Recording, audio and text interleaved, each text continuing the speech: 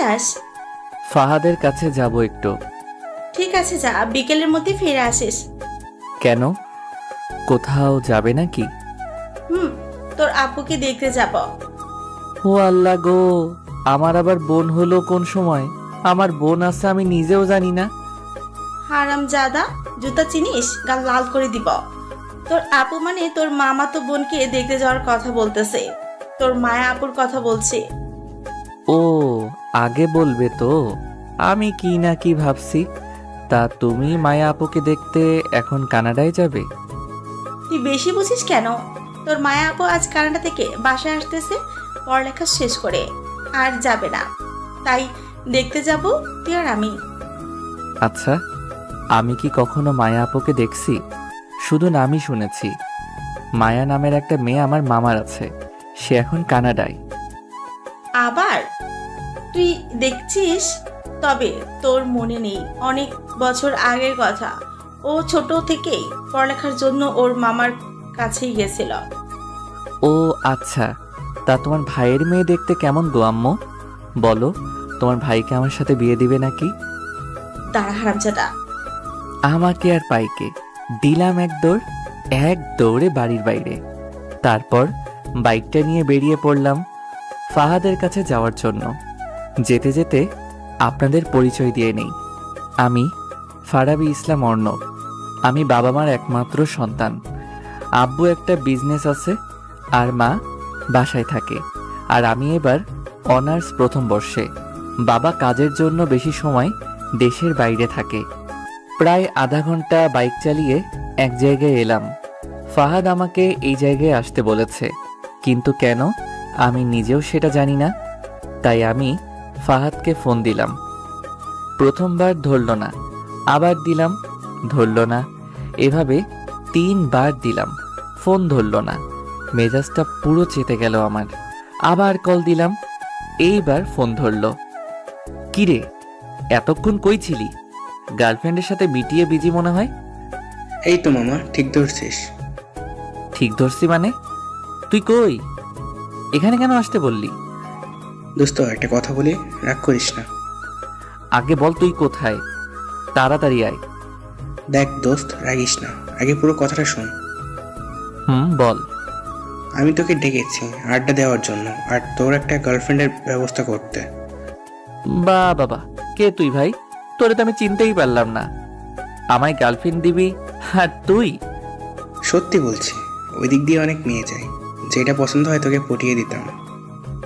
আমার গার্লফ্রেন্ড লাগবে না, তুই কই, তাড়াতাড়ি আয়। দোস্ত, আমি তোর কাছে যাওয়ার জন্য বের হয়েছিলাম।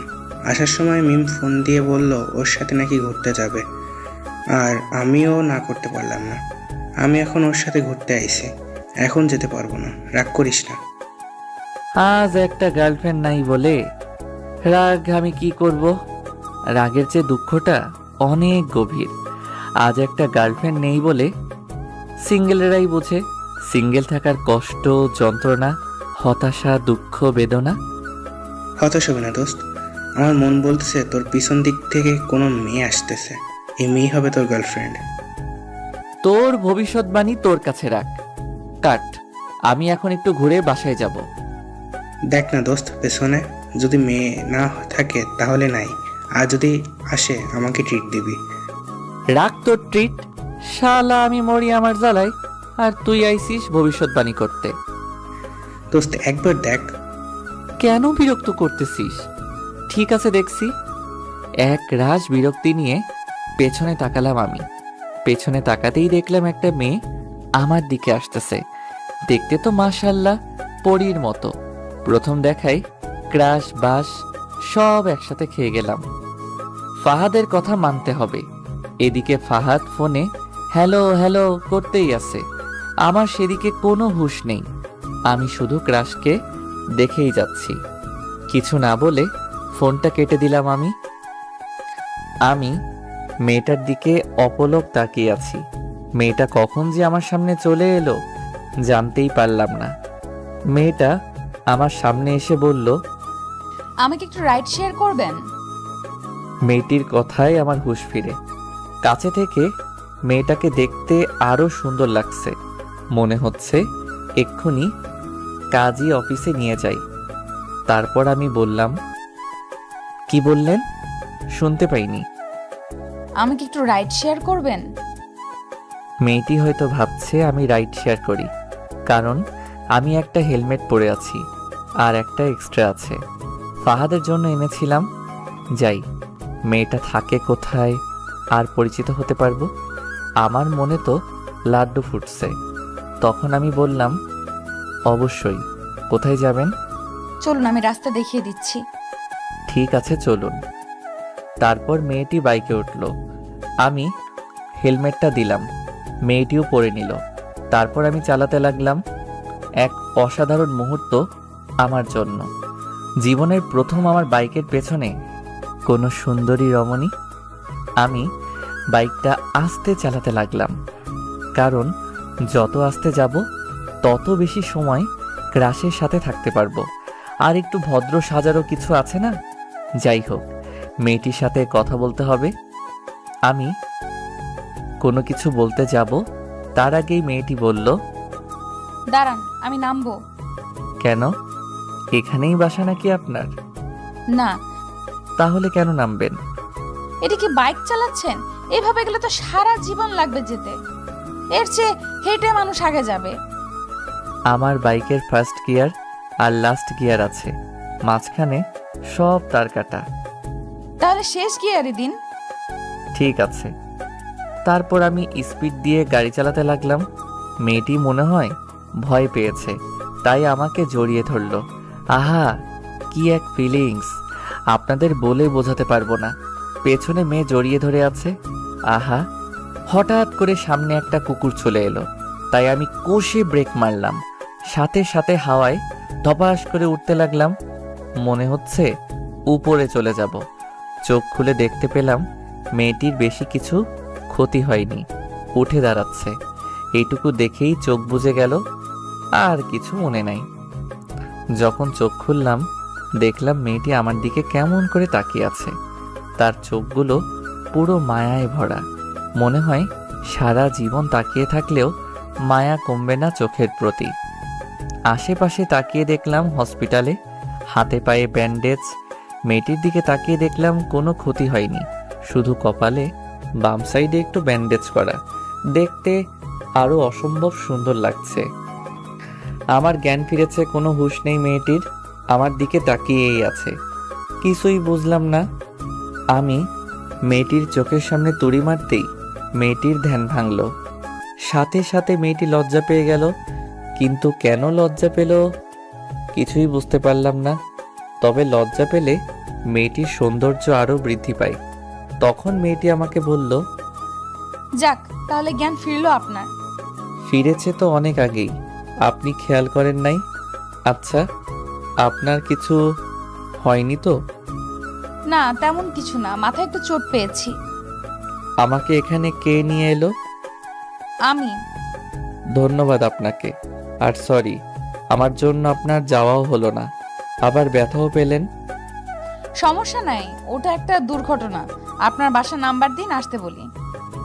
বাসায় ফোন দিলে আবার আম্মু শুরু করে দিবে। আপনার ফোনটা দিন, একটা বন্ধুকে কল করি, সে এসে নিয়ে যাবে। আপনার বাসায় ফোন দেন। বাসায় ফোন দিলে আম্মু আবার কান্না করে দিবে, আরো নানান কাহিনী। ঠিক আছে। তারপর আমি ফোনটা নিলাম, ফাহাদকে কল দিলাম। প্রথমবার রিসিভ করলো না, আবার দিলাম। এবার রিসিভ করে বলল, আসসালামু আলাইকুম, কে বলছেন? ওয়ালাইকুম আসসালাম। আমিটা কে? আমি অর্ণব। তুই কি এখনো গার্লফ্রেন্ডের সাথে আছিস নাকি? না, বাসায়। তুই কই আছিস? তোর আম্মু ফোন দিয়ে বলতেছে আছিস নাকি তুই? কোথায় যেন যাওয়ার কথা ছিল? তোর আম্মু চোটে আছে খুব। আমি হাসপাতালে আরাম করে ঘুমিয়ে আছি। মজা করতেছিস? না, আমি সত্যি হসপিটালে বাইক নিয়ে অ্যাক্সিডেন্ট করেছি। দোস্ত, তুই ঠিক আছিস তো? তোর কিছু হয় নাই তো? না, কিছু হয়নি, হাতে আর পায়ে অল্প চোট পেয়েছি। তুই হসপিটালে চলে আয়, আমাকে নিয়ে যা। আর আম্মুকে কিচ্ছু বলবি না, বাসায় গিয়ে বলবো। ঠিক আছে, তুই থাক, আমি আসতেছি। তারপর ফোনটা কেটে দিলাম। তারপর মেয়েটিকে দিয়ে দিলাম। যাই হোক, মেয়েটির নাম্বারটা তো পেলাম। ফাহাদের ফোন থেকে নিয়ে নিব। তখন আমি বললাম, আপনি আমার জন্য এত কিছু করলেন, আপনার নামটাই তো জানা হলো না। আমার নাম মায়া, আপনার? ফারাবী ইসলাম অর্ণব, সবাই অর্ণব বলেই ডাকে। আপনার নামটা তো সুন্দর। আপনারটাও। আপনি আমার জন্য এত কিছু করলেন, তাছাড়া আপনার জানি কোথায় যাওয়ার ছিল, আপনি চলে যান। আপনাকে এইভাবে রেখে কিভাবে যাই? আর আমি বাসায় ফোন করে বলে দিয়েছি যেতে দেরি হবে। আরে সমস্যা নাই, আপনি যান, এক্ষুনি ফাহাদ এসে আমাকে নিয়ে যাবে। আরে না, আগে আসুক না হয়, তারপর আমি যাব। সমস্যা নাই, আপনি যান, বাসায় আপনার জন্য চিন্তা করছে হয়তো। মায়া যেতে চাইছিল না, আমি জোর করে পাঠিয়ে দিলাম। বাসায় গেলে না জানি কি করে আম্মু। একে তো অ্যাক্সিডেন্ট করছি, আবার মামাতো বোনকে দেখার জন্য যাইতে চাইছিল। একটু পর ফাহাদ এলো। একটা কথা বলতে ভুলেই গেছি, মায়া নামের মেয়েটি সব বিল নাকি দিয়ে দিছে। তারপর ফাহাদ আমাকে ধরে নিয়ে যেতে লাগলো। একটু একটু করে হাঁটতে পারতেছি। তারপর হসপিটালের বাইরে এসে একটা গাড়ি নিয়ে বাসার উদ্দেশ্যে রওনা হলাম, ফাহাদ আর আমি। বাসায় এসে কলিং বেল চাপ দিতেই আম্মু দরজা খুলে দিল। প্রথম আমাকে দেখে রাগে মনে হয় খেয়ে ফেলবে, আবার আমার হাত পা ব্যান্ডেজ দেখে আম্মু বলল, কি রে, কি করে হলো এসব? তুই ঠিক আছিস তো বাবা? আমি ঠিক আছি, কিছুই হয়নি। তা তো দেখতেই পাচ্ছি। কি করে হলো এসব? বাইক নিয়ে দাঁড়িয়েছিলাম, কোথা থেকে যে একটা গাড়ি এসে ধাক্কা দিল বুঝতেই পারলাম না। গাড়িটার খেয়ে কাজ নেই, তোরে এসে ধাক্কা দিল। তোরে আমি ভালো করে চিনি, এখন ভেতরে আয়। তারপর ফাহাদ আমাকে ভিতরে নিয়ে গেল। সিঁড়ি বেয়ে উপরে উঠতে আরো আরেক ঝামেলা। একটু কষ্ট করে সিঁড়ি বেয়ে ফাহাদের সাহায্য নিয়ে উঠলাম। তারপর রুমে এসে ফাহাদ চলে গেল বিদায় নিয়ে। তখন আম্মু বলল, এবার বল কিভাবে কি হলো। সত্যি বললাম তো। থাক, বলা লাগবে না। তুই যে সত্যি বলছিস তা আমি অন্ধের মতো বিশ্বাস করছি। আম্মু, তুমি জানি কোথায় যেতে চাইছিলে? তুই যদি আজকে অসুস্থ না হইতিস তাহলে তোকে আমি মেরে ঠ্যাং ভেঙে দিতাম। থাক, ভাঙা লাগবে না, তুমি এখন যাও, আমি ঘুমাবো, খুব ক্লান্ত লাগছে। ঠিক আছে, তুই বিশ্রাম নে। তারপর আম্মু চলে গেল, আমিও ক্লান্ত থাকায় ঘুমিয়ে পড়লাম। সন্ধ্যায় আম্মু ঘুম থেকে তুলে খাবার খাইয়ে দিয়ে চলে গেল। তারপর কিছুক্ষণ এফবিতে ঘোরাঘুরি করে আবার ঘুমিয়ে পড়লাম।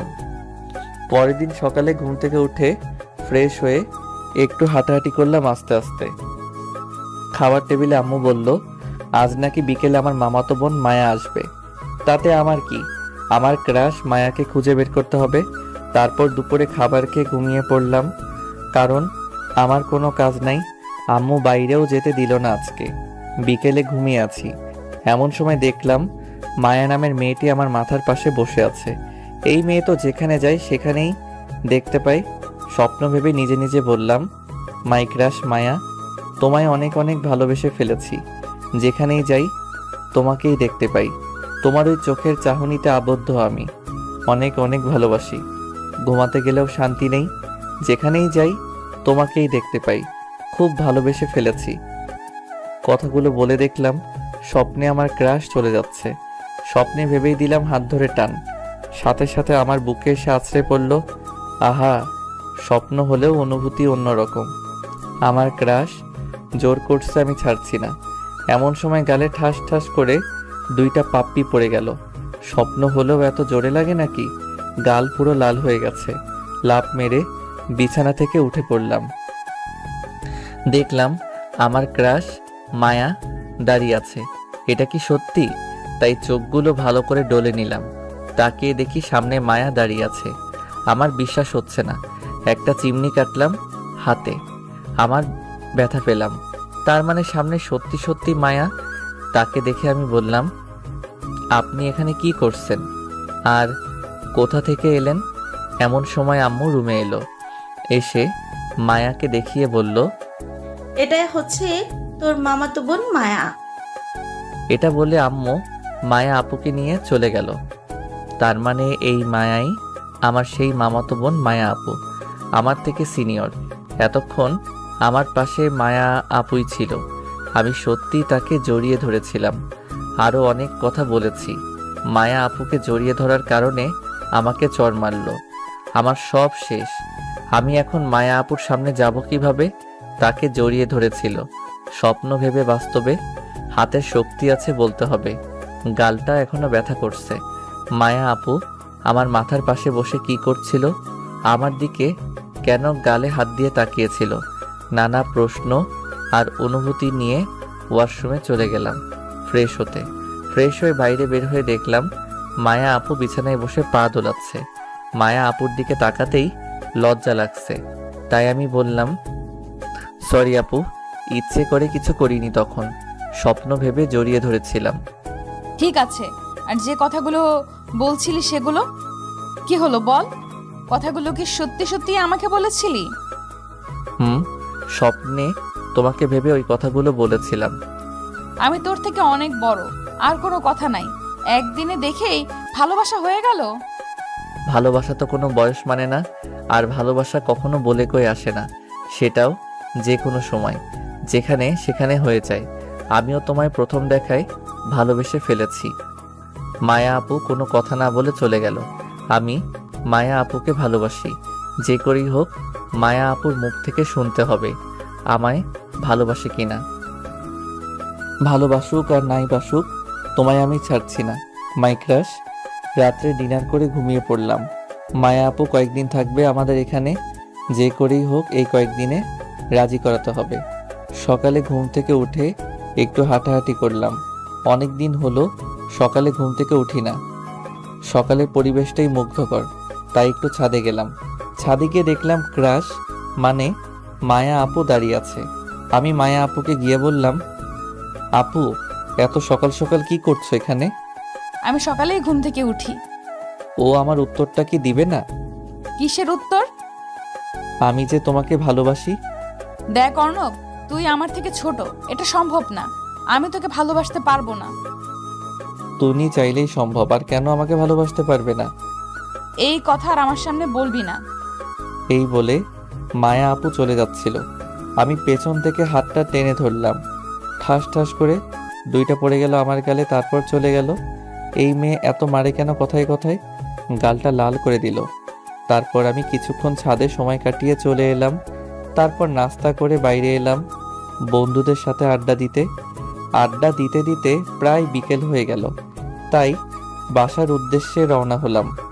আসার সময় কয়েকটা গোলাপ ফুল আর আইসক্রিম নিলাম মায়া আপুর জন্য। বাসায় এসে মায়া আপুর রুমে গেলাম, দেখলাম নাই। তারপর ছাদে গেলাম, দেখলাম দোলনায় বসে আছে।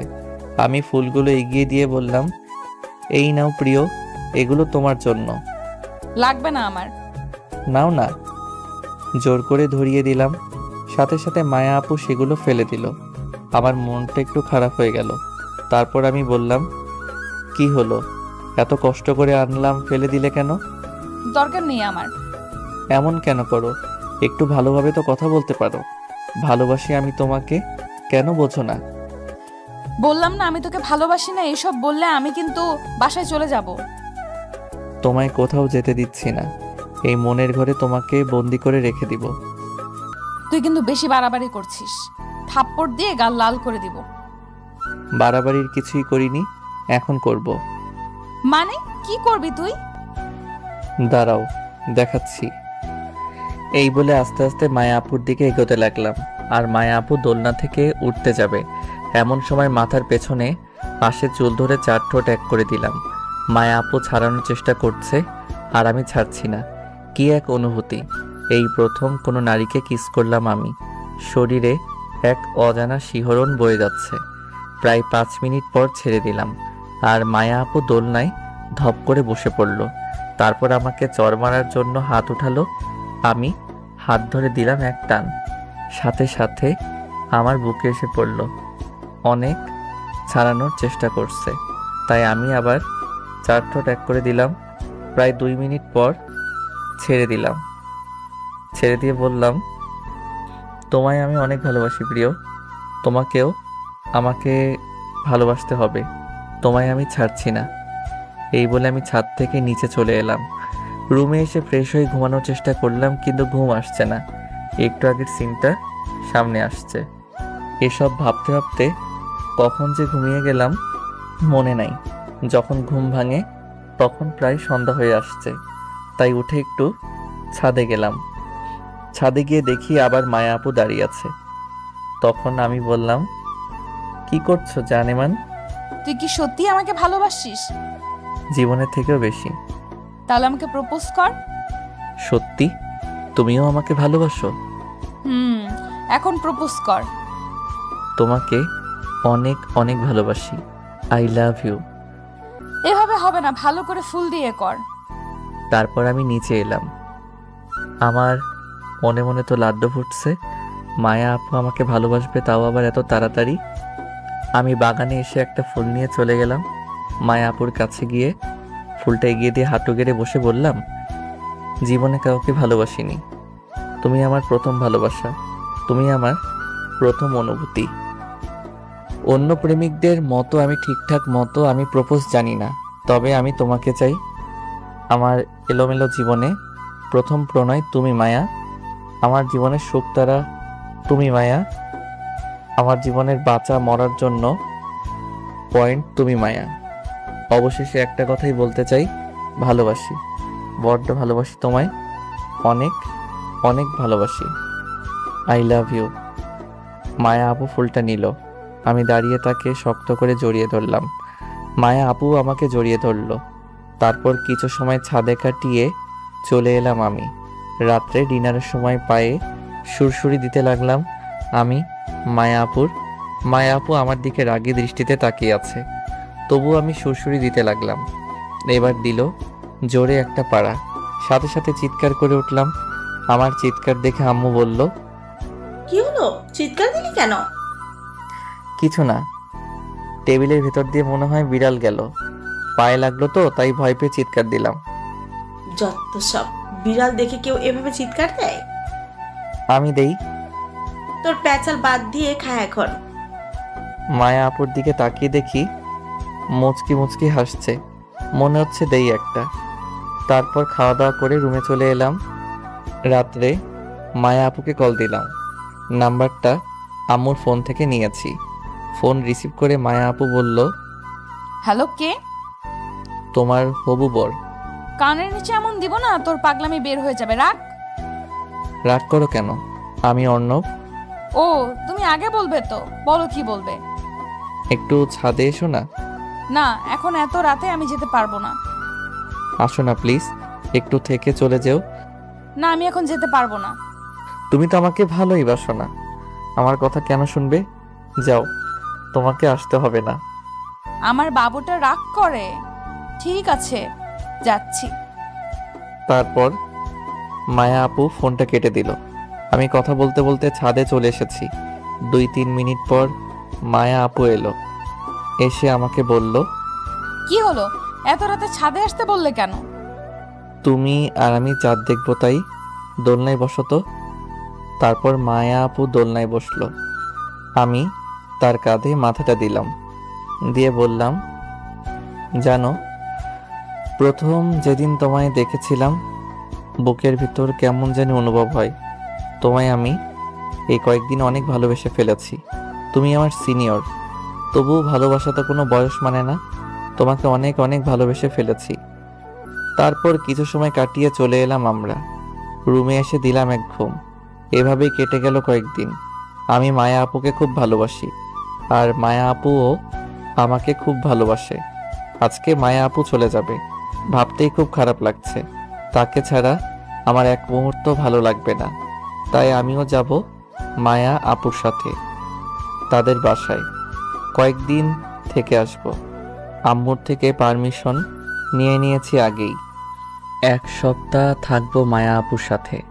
তারপর সকালের খাওয়া করে রুমে এলাম রেডি হতে। পরনে আমার ব্ল্যাক শার্ট, ব্ল্যাক জিন্স, শার্টের হাতা কোনোই পর্যন্ত ফোল্ড করা, চুলগুলো সুন্দর করে সাজানো, হাতে ব্র্যান্ডেড কালো ঘড়ি পরে তৈরি হলাম আমি। তারপরে বাইরে বের হয়ে ড্রয়িং রুমে আসলাম। মায়া আপু এখনো তৈরি হচ্ছে। জানি না মেয়েদের এত সময় লাগে কেন আটা ময়দা মাখতে। তারপর অপেক্ষা করতে লাগলাম। প্রায় আধা ঘন্টা হলো বসে আছি। অবস্থা আমার খারাপ বসে থাকতে থাকতে। অবশেষে যুদ্ধ জয় করে বেরিয়ে এলো মায়া আপু। তাকে দেখে 54,692 ভোল্টের ক্রাশ খেলাম। এই মেয়েটা ক্রাশ খাইয়ে খাইয়ে মেরে ফেলবে নাকি? পরনে তার নীল শাড়ি, হাতে বিভিন্ন কালারের চুড়ি, চোখে কাজল, ঠোঁটে হালকা লিপস্টিক, সব মিলিয়ে একটা নীল পরি। আবারও ঠাস করে ক্রাশ খেয়ে গেলাম। আমি মায়া আপুয়ের দিকে এক দৃষ্টিতে তাকিয়ে আছি। মায়া আপুয়ের দিকে তাকিয়ে আছি। এমন সময় কারো তুড়ির আওয়াজে ধ্যান ভাঙে আমার। সামনে তাকিয়ে দেখি মায়া আপু।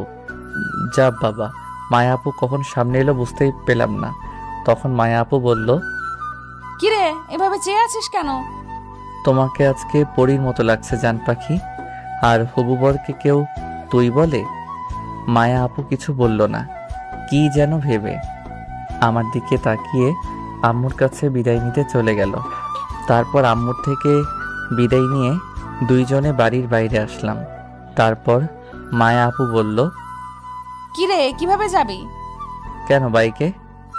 সেদিনের মতো আবার ফেলায় দিবি না তো? সেদিন তো ওটা অ্যাক্সিডেন্ট মাত্র। আমি কি বাইক চালাতে জানি না নাকি যে তোমায় ফেলাই দিব? ঠিক আছে চল। তারপর মায়া আপু বাইকে বসলো, আমি বাইক চালাতে লাগলাম। আজ এক অন্য অনুভূতি।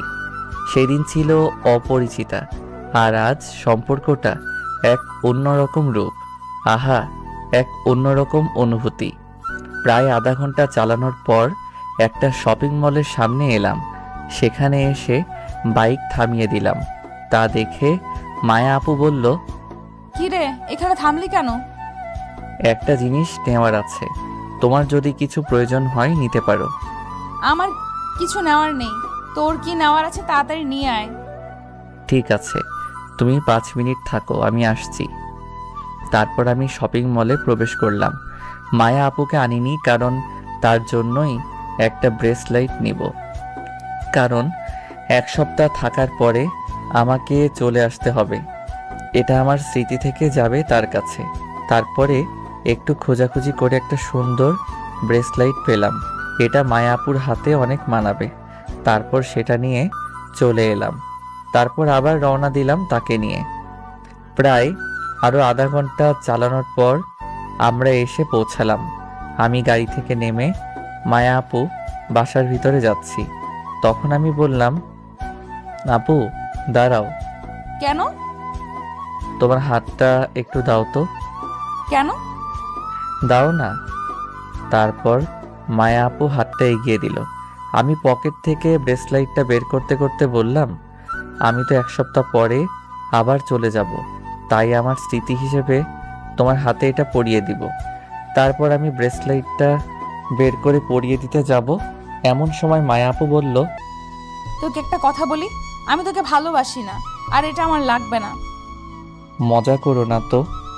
আমি মজা করছি না। তুই যখন ছাদে আমায় জোর করে কিস করিস তখন আমার খুব রাগ হয়েছিল, তাই তোর উপরে প্রতিশোধ নেওয়ার জন্য এমনটা করেছি। আমি কখনো তোকে ওই চোখে দেখিইনি। তুই আমাকে ভুলে যা, আমার থেকে ভালো মেয়ে পাবি তুই। এসব কথা শুনে আমি পুরো পাথর হয়ে গেছি।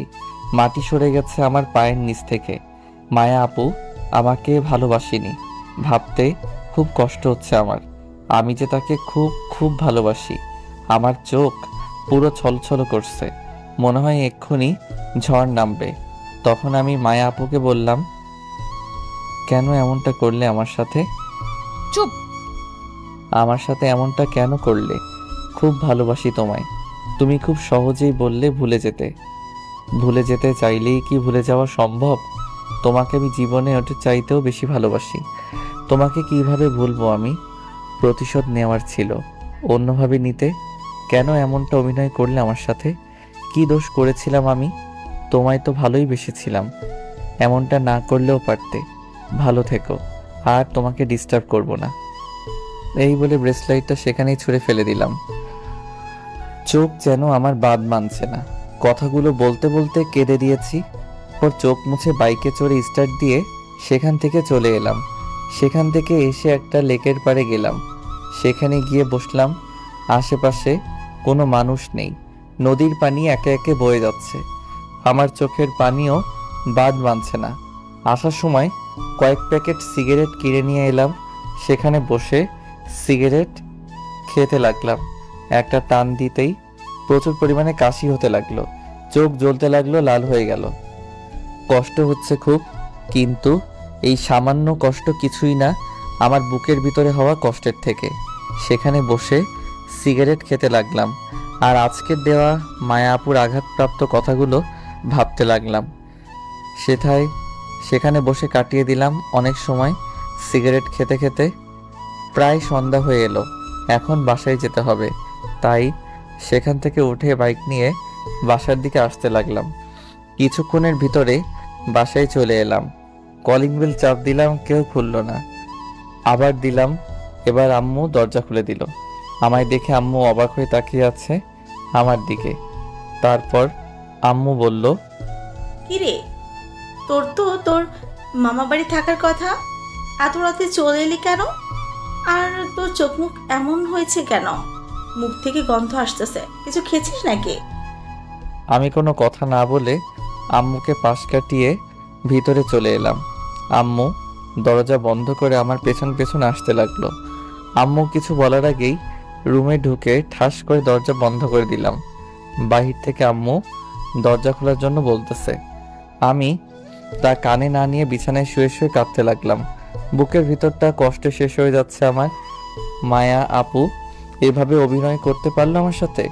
শুধু তো ভালোই বেসেছিলাম। ভাবতেই বুক ফেটে কান্না আসছে আমার। কখনো মায়া আপুকে ভুলতে পারতো কিনা জানি না। কাঁদতে কাঁদতে কখন যে ঘুমিয়ে গেছি মনে নাই। এদিকে আম্মু আমার অবস্থা দেখে চিন্তিত। আমি 1 সপ্তাহ থাকবো বলে গিয়েছিলাম, কিন্তু চলে এলাম কেন? তাই আম্মু মামিকে ফোন করলো। আচ্ছা আরশি, অর্ণবের সাথে কিছু হয়েছে? না, কেন, কি হয়েছে? অর্ণব বাসা থেকে গেল 1 সপ্তাহ থাকবে তোমাদের ওখানে বলে, কিন্তু ও তো রাতে এখন বাসায় এলো আর চোখ মুখ ফুলে আছে, কান্না করেছে মনে হয়। কি বলো সব? কিন্তু অন্য তো আমাদের এখানে আসেনি। ও তো মায়ের সাথেই গেল তোদের সাথে ওখানেই থাকার জন্য। তাহলে এতক্ষণ কই ছিল? ও তো ভেতরেই আসেনি, আর মায়া তো একাই এসেছে বাসার ভেতরে, ও তো আসেনি। বাসায় এসে সোজা রুমে চলে গেল, কোনো কথা বলো না। এরকম তো কোনো সময়ও করে না ও। আমি মায়াকে বলে দেখি কিছু হয়েছে নাকি। ঠিক আছে, আমি দেখছি ওদিকে। ঠিক আছে। তারপর আম্মু ফোন কেটে দিয়ে চিন্তিত হয়ে রুমে চলে গেল, কারণ অনেক রাত হয়ে গেছে। এদিকে মামি মায়া আপুকে জিজ্ঞেস করার জন্য তার রুমে গেল। গিয়ে দেখলো মায়া আপু কি যেন চিন্তা করছে। তখন মামি মায়া আপুর পাশে গিয়ে বসলো। তখন মায়া আপু মামিকে বলল, কিছু বলবে আম্মু? অন্যবা তোর মধ্যে কিছু হয়েছে? না, কেন, কি হয়েছে? না, ও নাকি আমার বাসায় থাকার জন্য এসেছিল, কিন্তু না এসে চলে গেল কেন? আমাকে বলছিল কি জানি কাজ আছে। আমি বাসার ভেতরে ঢোকার জন্য বলছিলাম, কি জানি কাজ আছে বলে চলে গেছে। ও, অর্ণব এখন এত রাতে বাসায় ফিরলো? আর ওর আম্মু ফোন করে বলল কিছু হয়েছে নাকি? আর সারাদিন কই ছিল? আর মনে হয় অনেক কান্না করেছে। ও ঠিক আছে, তুই ঘুমা, অনেক রাত হয়েছে। তারপরে মামি চলে গেল। মায়া আপু কি জানি ভাবতে ভাবতে সেও ঘুমিয়ে পড়ল। এদিকে সকাল সকাল সূর্যের কড়া আলো জানালা দিয়ে প্রবেশ করছে। সূর্যের কড়া আলো আমার মুখে পড়তেই ঘুমটা ভেঙে যায় আমার। তাই আর শুয়ে না থেকে ঘুম থেকে উঠে পড়লাম। তারপর ফ্রেশ হয়ে নিচে এলাম। দেখলাম আম্মু সোফায় বসে কি জানি চিন্তা করছে। তখন আমি আম্মুর পাশে গিয়ে বসলাম আর বললাম, কি ভাবছো আম্মু? কিছু হয়েছে বাবা? কিছু হলে বল আমাকে। কাল কেন এত রাতে এলি? আর সারাদিন কোথায় ছিলি? একটা বন্ধুর বাসায় ছিলাম, একটা জরুরি কাজ ছিল তাই সেখানে গিয়েছিলাম। তুই না কাল তোর মামা বাড়ি গেলি 1 সপ্তাহ থাকবি বলি? ওর কাজটা একটু জরুরি ছিল, তাই মায়া আপুকে নামিয়ে দিয়ে চলে এসেছি। ঠিক আছে। আম্মু নাস্তা দাও, খুব খিদে পেয়েছে। ঠিক আছে, তুই বস, আমি নিয়ে আসছি। তারপর আম্মু রান্নাঘরে চলে গেল আর অর্ণব খাওয়ার টেবিলে বসলো। নাস্তা করতে করতে আম্মু বলল, তোকে একটা কথা বলা হয়নি, তোর আব্বু আজ সন্ধ্যার ফ্লাইটে আসবে, তোকে নিয়ে আসতে যেতে বলেছে। ঠিক আছে। তারপর নাস্তা করে বাইরে বের হলো। বাসায় থাকলে মায়ের কথা মনে পড়বে, তাই বাইরে বের হলো। তারপর ফাহাদকে কল দিল। দোস্ত কই তুই? মামার দোকানে আছি। কেন? তুই থাক, আমি যাচ্ছি। তারপর ফোনটা কেটে দিয়ে মামার দোকানে যেতে লাগলো। সেখানে গিয়ে দেখে ফাহাদ বসে বসে সিগারেট টানছে। অর্ণব ওর পাশে বসে ওর হাত থেকে সিগারেটটা নিয়ে টানতে লাগলো। আর ফাহাদ অর্ণবের দিকে অবাক হয়ে তাকিয়ে আছে। অর্ণব ওর তাকিয়ে থাকা দেখে বলল, কি রে, এইভাবে তাকিয়ে আছিস কেন? তুই কে বলতো? মজা করিস না তো এখন। আমি তো আমার চোখকে বিশ্বাস করতে পারছি না, যেখানে তুই আমাকে সিগারেট খেতে বারণ করতি, আর আজ সেখানে তুই সিগারেট খাচ্ছিস। খাচ্ছি, কষ্ট দূর করার জন্য খেতে হয়। তোর আবার কিসের কষ্ট? কিছু না, এমনি বললাম। আমি আগে থেকেই খেতাম, তুই জানতিস না। কি? আমি জানতাম না, মিথ্যা বলছিস না। আচ্ছা এসব বাদ দে, চল কয়দিনের জন্য কোথাও থেকে ঘুরে আসি। ঠিক আছে, কোন দিক যাবি? 2-3 দিন পর। ঠিক আছে। তারপর ফাহাদের সাথে আড্ডা দিল। আড্ডা দিতে দিতে দুপুর হয়ে গেল। তারপর ফাহাদের থেকে বিদায় নিয়ে চলে আসলো বাসায়। গোসল করে খাবার খেয়ে দিল এক ঘুম। বিকেলে ঘুম থেকে উঠে ছাদে গেল। ছাদে গিয়ে মনটা খারাপ হয়ে গেল, কারণ এমন সময় মায়া আপুর সাথে দুষ্টুমি করত। মায়া আপুর কথা খুব মনে পড়ছে, তাই ছাদে না থেকে আবার রুমে চলে আসলো। রুমে এসে মায়ের কথা ভাবতে লাগলো। মায়ের কথা ভাবতেই চোখ ভিজে গেল। কতই না ভালোবাসতো তাকে, কি দোষ করেছিল, কেন তার সাথে এমনটা করলো। এসব ভাবতেই বুক ফেটে কান্না আসতেছে অর্ণবের। বিকেলে আর বাইরে বের হলো না। একটু পরে সন্ধ্যা হতে চললো। তারপর বেরিয়ে পড়লো এয়ারপোর্টের উদ্দেশ্যে। তারপর কিছুক্ষণ পর চলে আসলো এয়ারপোর্টে। একদম সঠিক সময়ে এসেছে। অর্ণবের আব্বু এসে পৌঁছালো মাত্র। তারপর অর্ণব তার আব্বুকে নিয়ে বাসায় আসতে লাগলো। আস্তে আস্তে আব্বু বলল, কেমন আছিস? কোনো রকম চলে যাচ্ছে। কেন, কিছু হয়েছে? টাকা লাগবে? না। তোর লেখাপড়া কেমন চলছে? ভালো, বর্তমানে কলেজ জব, তাই বাসাতেই থাকতে হয়। ঠিক আছে। তারপর আর কিছু কথা বলতে বলতে বাসায় চলে আসলো। আব্বু রুমে চলে গেল ফ্রেশ হতে। ক্লান্ত হয়তো খুব। অর্ণব রুমে চলে আসলো। আবার মায়ের কথা মনে পড়লো। যখন কোনো কথা ভাবে না, মস্তিষ্ক যখন কোনো কিছু ভাবে না, ফাঁকা হয়, ঠিক তখনই সব সময় মায়ের কথা মনে পড়ে। তার সাথে কাটানো দিনগুলোর কথা মনে পড়ে। রুমে বসে বসে এসব ভাবছিল। তখন অর্ণবের আম্মু এসে ডেকে নিয়ে গেল ডিনার করার জন্য।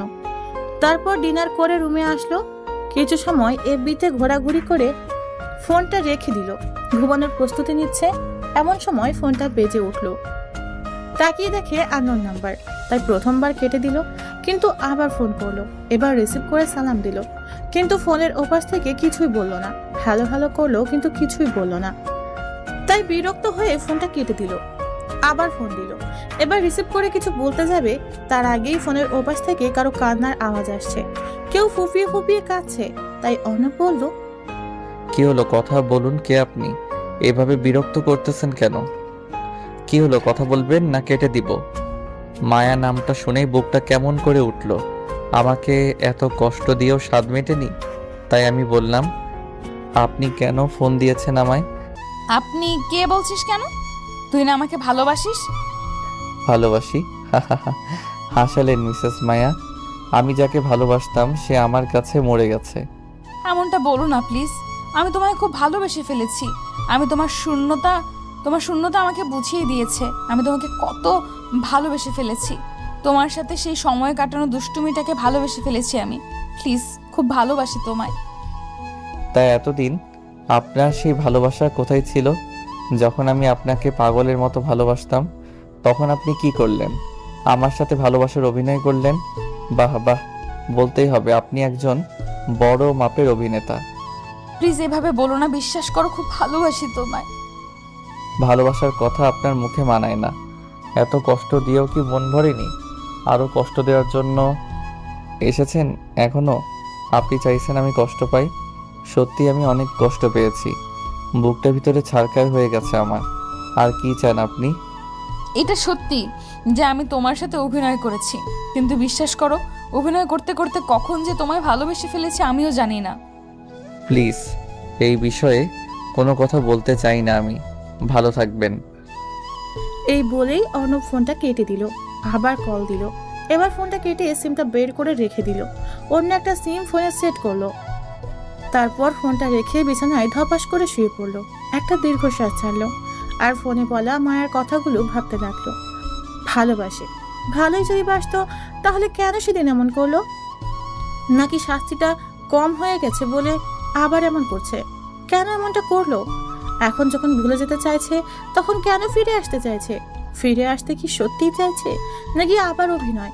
না, কখনো ভালোবাসতে পারে না, হয়তো অভিনয়।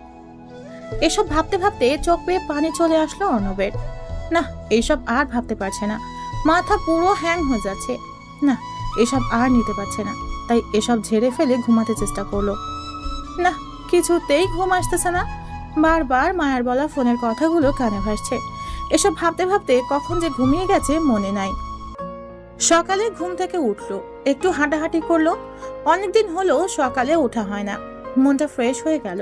কিছুক্ষণ হাঁটাহাঁটি করে বাসায় চলে আসলো।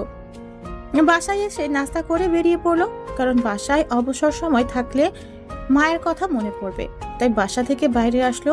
তারপর ফাহাদকে ডেকে নিল ফোন করে। তারপর ফাহাদ আসলো, ওর সাথে আটা দিতে রাখলো। আটা দিতে দিতে ফাহাদ বলল, আচ্ছা দোস্ত, একটা কথা বল। কি? সেদিন যখন তোকে পেছনে তাকাতে বললাম তুই তাকাইলি, তারপর তোকে ফোনে কতবার হ্যালো হ্যালো করলাম, কিছু না বলে কেটে দিলি কেন? কোনো গার্লফ্রেন্ড পেয়েছিস নাকি সত্যি সত্যি? চুপ। কি হলো বল, নাকি ট্রিট দেওয়ার ভয়ে লুকিয়ে যাচ্ছিস? শুনবি? বল। তারপর অর্ণব ফাহাদকে সব বলল একে একে। সেদিন মায়াকে দেখা থেকে শুরু করে আজ সন্ধ্যায় ফোনের কথা থেকে শুরু করে মাঝখানে যা কিছু ঘটেছে সব কিছু বলে একটা জোরে নিঃশ্বাস নিল। আর কিছু বলল না।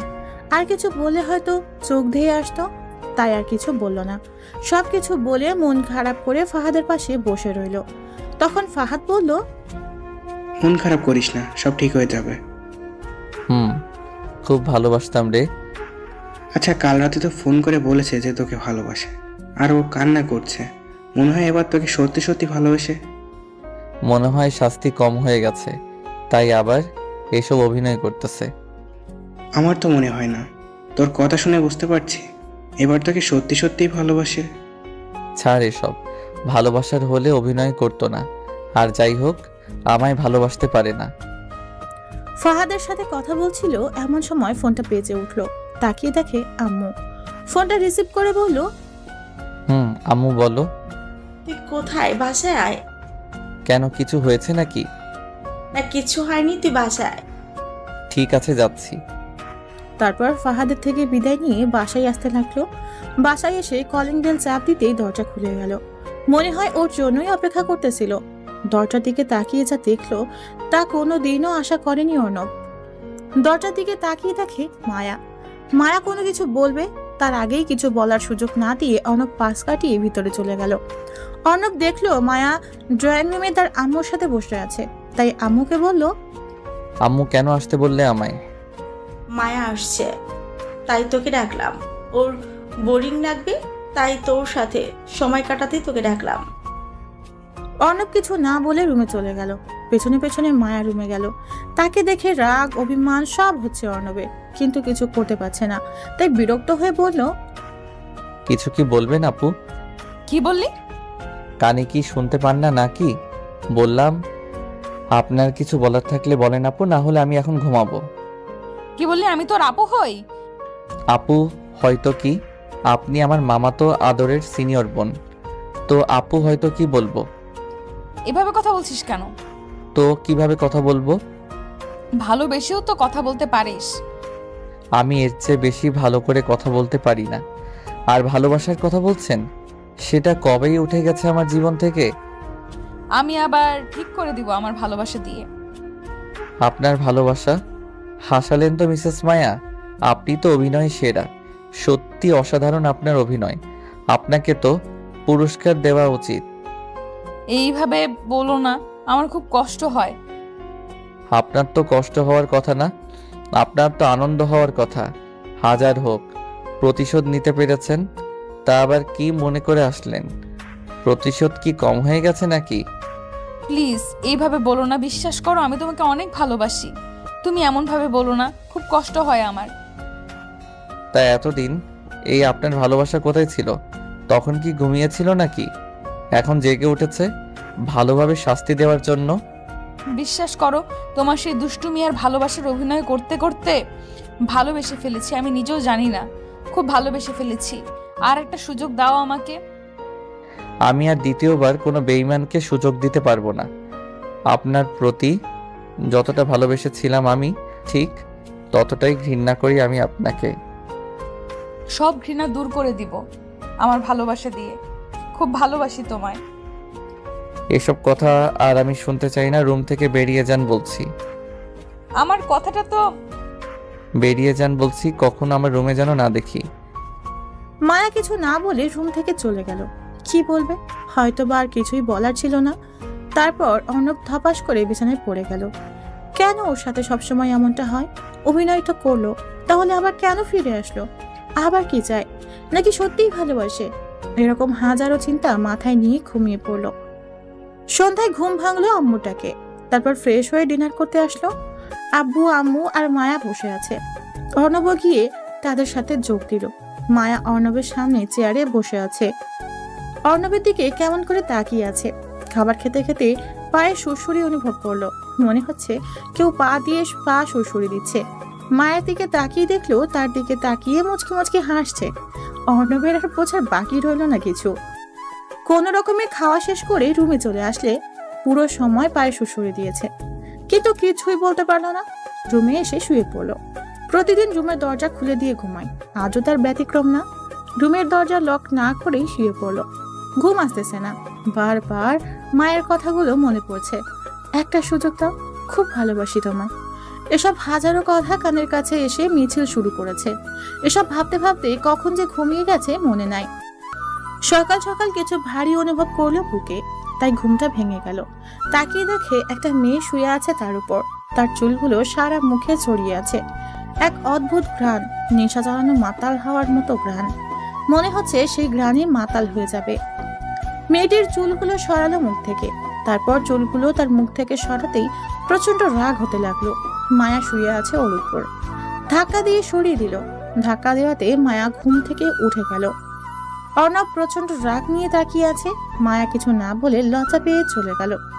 মাথায় কিছুই আসতেছে না। যাকে এত দূরে সরানোর চেষ্টা করছে সেও দূরে সরিয়ে দিয়েছে। তাহলে আজ কেন এমন করছে? অর্ণবও ঘুম থেকে উঠে পড়ায় আর ঘুমালো না। ফ্রেশ হতে ওয়াশরুমে চলে গেল। আয়নার দিকে তাকাতেই আউ চমকে উঠল নিজের দিকে তাকিয়ে। এটাকে সারা মুখে লিপস্টিকের বন্যা বয়ে গেছে। এবার অনেক রাগ হলো। নিজের চুল নিজেই ছিঁড়তে হচ্ছে। রুমের দরজা খুলে রেখে ঘুমানোটাই ভুল হয়েছে। তারপর ফ্রেশ হয়ে ছাদে গেল। ছাদে গিয়ে দেখে মায়া ছাদের এক সাইডে উদাস হয়ে আকাশের দিকে তাকিয়ে আছে। তাই অর্ণব সেখান থেকে চলে আসতে যাবে, এমন সময় পিছন থেকে মায়া বলল, আমি তোর কাছে এতটাই ঘৃণার হয়ে গেছি যে আমি এখানে আছি বলে থাকা যাবে না। মায়ার কথায় অর্ণব কেমন যেন একটা ফিল অনুভব করলো। তাই সেখান থেকে গেল না, ছাদের একপাশে গিয়ে দাঁড়িয়ে রইল। এমন সময় পিছন থেকে মায়া জড়িয়ে ধরলো। অর্ণব এক ঝটকায় সরিয়ে দিল। কোনো কথা না বলে সেখান থেকে চলে আসতে যাবে, এমন সময় মায়া পিছন থেকে অর্ণবের হাত টেনে ধরে বলল, প্লিজ অর্ণব, আমাকে বোঝার চেষ্টা করো। সত্যিই আমি তোকে অনেক ভালোবাসি। যখন আমি এখান থেকে গেলাম একটা দিন আমি শান্তিতে ঘুমোতে পারিনি। সব সময় সবখানে শুধু তোর কথাই মনে পড়ে। তোর সাথে থাকতে থাকতে তোর দুষ্টুমিগুলোকে খুব মিস করি। অনেক অনেক ভালোবাসি তোমায়। আপনার বলা শেষ হলে বলেন, আমি যাই। সত্যি তোকে অনেক অনেক ভালোবাসি।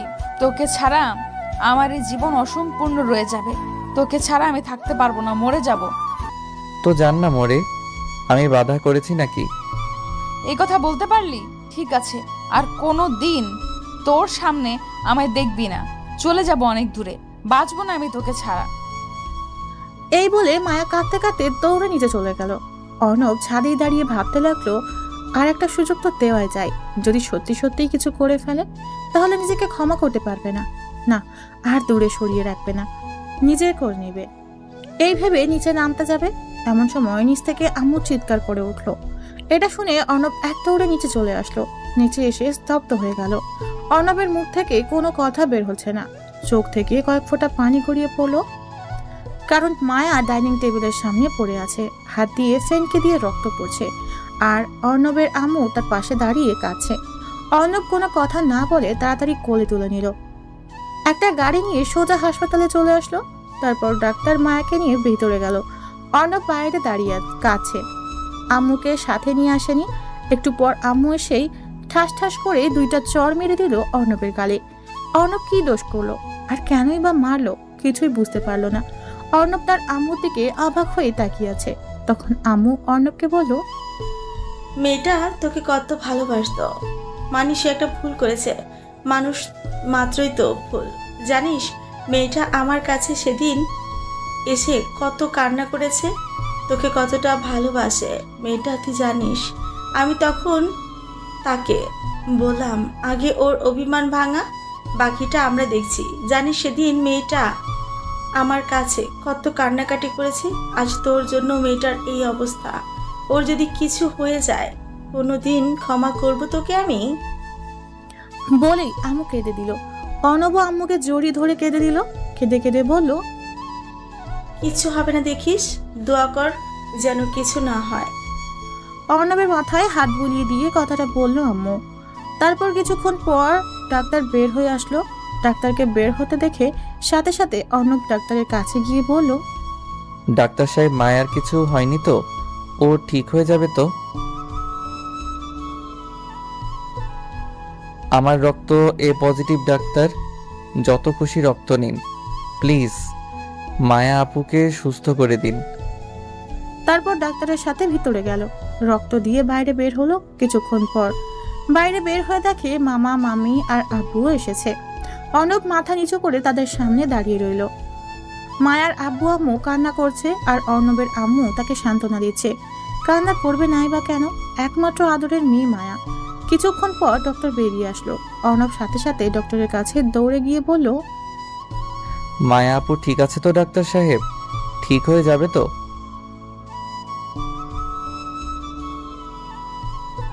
অর্ণব ডক্টরের কথা শুনে একটা দীর্ঘশ্বাস ফেলল। প্রাণ ফিরে এলো এতক্ষণে।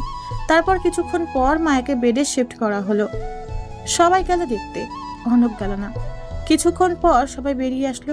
তারপর অর্ণব ভিতরে গেল। মায়া অর্ণবের দিকে তাকিয়ে আছে, চোখ থেকে পানি পড়ছে তার। কাছে গিয়েই ঠাস ঠাস করে 2টা চড় মেরে দিল অর্ণব। মায়া তার দিকে অবাক হয়ে তাকিয়ে আছে, চোখ থেকে অঝোর ধারায় বৃষ্টি নামছে। এই অবস্থায় মায়াকে দেখতে কলিজা ছিঁড়ে যাচ্ছে অর্ণবের। সাথে সাথে অর্ণব মায়াকে বুকে জড়িয়ে নিল। মায়া অর্ণবের বুকেই কাঁদতে কাঁদতে বলল, মারতেই তো পারিস, আর তো কিছু পারিস না, আর তো কিছু বুঝিস না। মারবো না? তুমি কি বাচ্চা নাকি? আমি রাগের মাথায় ওসব বলেছি, তাই বলে তোমার যদি কিছু হয়ে যেত কি নিয়ে বাঁচতাম আমি? তুই তো এটাই চেয়েছিলি, তাই এমন করেছি। আবার মার খাবে বলে দিলাম? আমি তো এসব এমনি এমনি অভিমান করে বলেছিলাম, তাই বলে তুমি এসব করবে? তখন অনেক কষ্ট হয়েছিল আমার, তাই এমন করেছি। তোমার কষ্টটাই দেখলে, আমারটা দেখলে না। সেই সময় কত কষ্ট হয়েছিল আমার। আজ যদি তোমার কিছু হয়ে যেত তাহলে কি নিয়ে বাঁচতাম আমি? অনেক অনেক বেশি ভালোবাসি তোমায়। ভালোবাসতে হবে না তোকে, যা। এই বলে মায়া অভিমান করে অর্ণবকে দূরে সরিয়ে দিল। অর্ণবও মায়ার দিকে মুখ নিয়ে যেতে যেতে বলল, আমি তো আমার ভালোবাসা আদায় করে নিব। মানে? আর তুই এই দিকে মুখ নিয়ে? আর কিছু বলতে দিল না, 4 ঠোঁট এক করে দিল। প্রথমে মায়া ছাড়ানোর চেষ্টা করলেও ছাড়ালো না, রেসপন্স দিতে লাগলো। পাক্কা 5 মিনিট পর ছেড়ে দিল। তখন মায়া লজ্জা পেয়ে অর্ণবের বুকে মুখ লুকালো। হাসপাতালে কিছুক্ষণ থাকার পর মায়াকে বাসায় নিয়ে আসলো। খুব ক্লান্ত থাকায় মায়া বাসায় এসে ঘুমিয়ে পড়ল। প্রায় সন্ধ্যার সময় ঘুম ভাঙলো। ফ্রেশ হয়ে নিচে এসে দেখে মামা মামি আর আব্বু আম্মু খাবার টেবিলে বসে কি যেন কথা বলতেছে। মায়াকে দেখছে না। নিচে নামার পর আম্মু বলল মায়াকে ডেকে নিয়ে আসতে, তাই আবার উপরে গেল মায়ার রুমের সামনে। রুমের সামনে এসে দেখে মায়া চুল আঁচড়াচ্ছে ড্রেসিং টেবিলের সামনে। পিছন থেকে গিয়ে জড়িয়ে ধরল। এভাবে হুট করে জড়িয়ে ধরাতে চমকে গেলেও পরক্ষণেই অর্ণবকে দেখে একটা শ্বাস ফেললো। তখন মায়া বলল, করছিস কি? ছাড় বলছি, কেউ এসে যাবে। আসুক, তাতে কি? আমি তো আমার হবু বউকে ধরেছি, আর তো অন্য কাউকে ধরিনি। অন্য কাউকে ধরার ইচ্ছা আছে নাকি? অন্য কাউকে কেন ধরবো? তোমার মতো কিউট পরীর মতো একটা হবু বউ থাকতে। থাক, আর পাম দিতে হবে না, চল নিচে চল। আগে একটা ইয়ে দাও। কি? কেন তুমি বুঝো না? ইয়ে দাও তো একটা। আমি এখন দিতে পারবো না। না দিলে নিচে যাব না। না গেলে নাই, আমার কি? তুই থাক, আমি গেলাম। এই বলে সত্যি সত্যি মায়া চলে গেল। কি মেয়ে রে বাবা, সত্যি চলে গেল। অর্ণব আর উপরে না থেকে নিচে নামলো। তারপর সবাই একসাথে ডিনার করতে লাগলো। ডিনার করতে করতে আপু বলল, অর্ণব, আমরা চাচ্ছি তোর আর মায়ার বিয়েটা দিতে। তুই কি বলিস? এখন না, একটু পরে। পড়ালেখাটা আগে শেষ করি। এমন সময় দেখলো মায়া অর্ণবের দিকে রাগী দৃষ্টিতে তাকিয়ে আছে। মনে হচ্ছে লবণ মরিচ ছাড়াই খেয়ে ফেলবে। চোখ দিয়ে ইশারা দিয়ে হ্যাঁ বলতে বলছে। তখন আব্বু বলল, লেখাপড়ার সাথে বিয়ের কি সম্পর্ক? আমরা চাই তোদের বিয়েটা কালকে দিয়ে দিতে, পরে না হয় বড় করে অনুষ্ঠান করব। ঠিক আছে, তোমরা যা ভালো মনে করো। তারপর সবাই মিলে ডিনার করে রুমে চলে আসলো। অর্ণব জানে মায়া আসবে এখন রুমে, তাই দরজার পাশে দাঁড়িয়ে রইল। একটু পর কে যেন দরজা ঠেলে ভিতরে আসতেছে। রুমের ভিতরে আসতেই ঠাস করে দরজা বন্ধ করে দিল অর্ণব। হঠাৎ দরজা বন্ধ হওয়ায় মায়া চিৎকার করে উঠল। সাথে সাথে মুখ চেপে ধরে বলল, চুপ চুপ। আমি জানিস কত ভয় পেয়ে গেছিলাম। এত ভয় পেতে হবে না। তা এত রাতে আমার রুমে কি মনে করে? পানি খেতে এসেছিলাম, তো রুমের সামনে দিয়ে যেতেই ভাবলাম ঘুমিয়েছিস কিনা, তাই। থাক, আর মিথ্যা বলতে হবে না। তুমি আমার জন্যই আসছিলা। এসেছিলাম তো কি হয়েছে? আমি কি অন্য কারো রুমে গিয়েছিলাম নাকি?